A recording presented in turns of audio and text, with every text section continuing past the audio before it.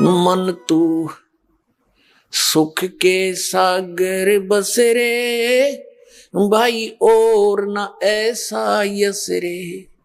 यहाँ का कितना यश बना ले किसी भी क्षेत्र में, तू यहाँ कितना प्रभु पाक ले, और सत साधना ना करके ये और डले ढोके अन्य साधनाएं काल सतर की करके ये ऋषि मैं ऋषि आज तक प्रभुता के पात्र और बड़े प्रभु नजर आते थे। जैसे एक अगस्त ऋषि ने एक सिद्धि प्राप्त कर ली, उसने उस सिद्धि के आधार से सातों समुद्रों को एक ही घूंट में ऐसे चुरू भर के पी लिया। सारे समुद्र खत्म हो गया, पानी नहीं रहा उसके अंदर एक घूंट भी। और फिर हाहाकार मच गई, सबने प्रार्थना की, उल्टा है उसमें कहते कुरला कर दिया, समुद्र भर गया, वो एज इट इज फॉल हो गया। अगस्त ऋषि की होगी प्रभुता, यश हो गया उसका। जड़ा देखो वहां जहां देखो वही अगस्त ऋषि ने ऐसा कर दिया, अगस्त ऋषि ऐसा कर दिया। आगे क्या बनेगा? अगस्त ऋषि इन सिद्धियों की से प्रभु बन गया, आगे गधे की योनि में जाएगा, क्योंकि वो सच साधना नहीं इसके पास। तो परमात्मा कहते ये यश, ये झूठे यश है। जैसे इन सभी ऋषियों की पोल उस समय खुली जब पांडवों ने अश्वमेध यज्ञ करी थी, और उसमें एक ऐसा कंडीशनल वो रख दिया, शंख अलग से सुसज्जित स्टेज के ऊपर एक 5 मुख का शंख रख दिया कि सभी संत ऋषि महर्षि इस धर्म भंडारे में भोजन कर लेंगे, धर्म यज्ञ में। तो जो परम संत साधु होगा इन जीवने वालों में, तो ये शंख अपने आप बोल लेगा। 33 करोड़ देवता, 88,000 ऋषि और 12 करोड़ ब्राह्मण, ये सारे अगस्त पगस्त रिया वशिष्ठ मुनि ये सारे वहीं पर बैठे थे। और समेत श्री कृष्ण जी त्रिलोकीनाथ ने भोजन कर लिया, वो शंख नहीं बजा। तो इससे सिद्ध हो गया कि इनकी भक्ति यूजलेस थी। जो कृष्ण जी की भक्ति करके मोक्षता में थे, श्री कृष्ण भी वहीं बैठा था, भोजन खा लिया था उसका, उससे भी वो यज्ञ संपूर्ण नहीं हुई। कहते हैं एक वाल्मीकि नीचे कुल साधु, जिन शंख पचायन पूरा नादु। इसमें द्वापर युग में परमात्मा कबीर जी एक करुणा में नाम से, जैसे वो प्रत्येक युग में लीला करते हैं, जैसे कलयुग में कबीर नाम से वो प्रकट रहे हुए, 120 वर्ष रहे, सह शरीर आए थे, सह शरीर चले गए। एक संत और एक सतगुरु की, एक भक्त की भूमिका करके एक उदाहरण पेश करते हैं। तो ऐसे वो करुणा में नाम से आए हुए थे द्वापर में, चारों युग में आते हैं भगवान। और उनका और वाल्मीकि परिवार, उनको जो बालक रूप में आए थे कमल के फूल पर, एक वाल्मीकि परिवार उठा ले गया था मालिक को। वाल्मीकि के घर परवरिश हुई, और एक वाल्मीकि ही दूसरा लड़का व्यक्ति उनका शिष्य हुआ, तो जो जिसका नाम सुदर्शन था, सुपथ सुदर्शन। तो सुदर्शन का रूप बनाकर मालिक गए थे, लंबी कथा है, फिर कभी सुनाएंगे। आज जो प्रसंग है उसको पूरा करेंगे। तो सुदर्शन जो वाल्मीकि, सुदर्शन जो था परमात्मा कबीर जी यानी करुणा में जी का सत भक्ति का साधक था, मर्यादा में चलता था। जब वो वहां पहुंचे सुदर्शन रूप में, उन्होंने भोजन खाया। कहने का भाव यह है कि पहले तो द्रौपदी के मन में दोष आ गया था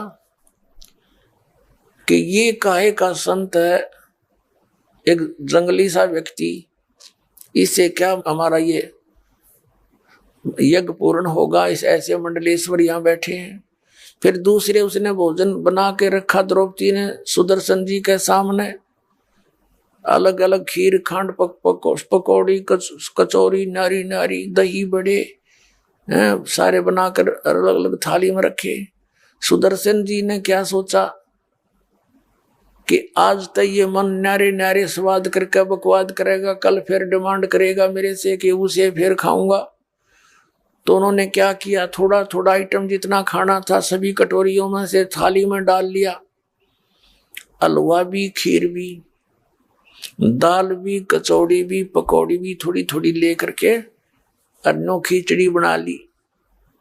अब द्रौपदी ने सोचा था कि मैंने ऐसा भोजन बना के दिया है, ये जंगल में रहने वाला महात्मा खावेगा और मेरे गुण गावेगा, उंगली चाटता रह जाएगा।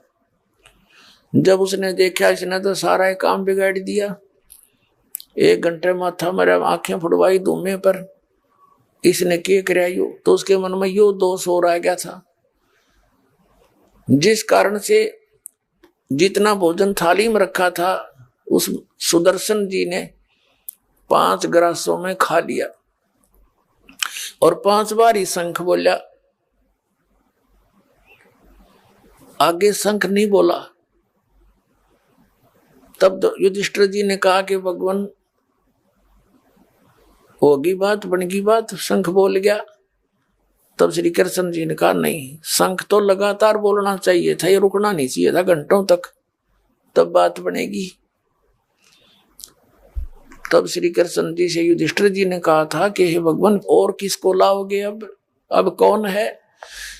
तब श्री कृष्ण जी ने कहा था इस वाल्मीकि के बाल समना ही तीनों लोक, ये इतना भक्ति युक्त है ये सुदर्शन, ये वाल्मीकि, इसके एक बाल के बराबर भी ये 3 लोक नहीं है। कोई त्रुटि अपने ही घर पे है युधिष्ठिर, कोई मन में दोष किसी प्राणी का है। श्री कृष्ण जी को मालूम था कि द्रौपदी नाक से कोड़े थी जब वो रोटी खावा था। द्रौपदी बुलाई और पूछा बहन साची बताना, आपने क्या सोचा जब महापुरुष जी ने खाना खाया, इसके बिना यज्ञ पूर्ण नहीं हो सकता, और तूने के समझ रखा ये कोई छोटी बात ना समझे, क्योंकि वहां उस समय वो परमात्मा स्वयं विराजमान थे, पूर्ण ब्रह्म जो करुणा में नाम से प्रकट थे, कबीर जी सुदर्शन रूप में, और श्री कृष्ण को आभास हो रहा था कि ये आम व्यक्ति नहीं है। तब कह रहा था कि सुदर्शन कोई छोटी बात ना समझो इसको, क्योंकि आभास उसी को होता है जिसमें कोई अंदर वस्तु होती है आध्यात्मिक। श्री कृष्ण जी पुण्यकर्मी प्राणी थे, तभी तो 3 लोक के प्रभु बने हुए हैं, तो वही महसूस कर सके कि ये आम व्यक्ति नहीं है। बाकी जितने बैठे थे उसको तो मजाक कर ही रहे थे। अब ये कथा बतानी पड़ गई, इसलिए आवश्यक थी यहाँ पर।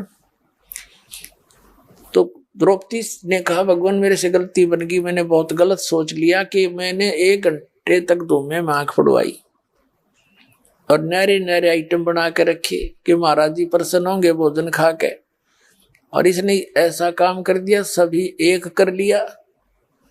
तो मुझे दुख हुआ इस बात का, और मन में ये दोष आ गया कि ये काहे का शंख बजाओगा, शूद्र का शूद्र ही रहा, इसने खान का भी ना पता, मनीषा बढ़िया भोजन दिया, इसने कदे खाया भी ना होगा, देखा भी ना होगा।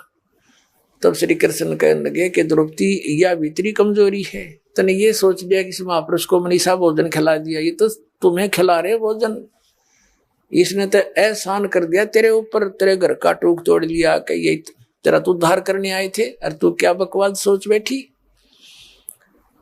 अपने आत्मा द्रौपदी बोली जी गलती बढ़ गई है कि माफी मांगे, और चरण धोकर पीस के सद समेत रेत के पैरों के देख पाप और इकट्ठा कर लिया। संत के बारे में ऐसी गलत सोच रखना भी पाप के भागी होते हैं। द्रौपदी लाई पात्र ठाकर कोई प्रांत तांसड़ा लेकर आई, लोटा पानी का, संत के चरण धोए, वापस लोटे में डाल लिया और आधा पी लिया द्रौपदी ने। जब श्री कृष्ण जी ने कहा कि आधा मुझे भी दे दे बहन, इसे महापुरुष का चरणामृत भागा करके मिलता है बड़े भाग्य वाले को, आधा श्री कृष्ण ने पिया। तब कहते वो शंख बजा था और पूरी पृथ्वी पर आवाज गई थी और सब वातावरण बदल गया था पूरी पृथ्वी का, सब वृक्षों पर बाहर आ गई थी, फूल खिल गए थे। तब उनके वो 3 ताप कट्टे थे जो कबीर भगवान से, तुम कौन राम का जपते जापम ताते कटे ना तुम्हारे 3 तापम।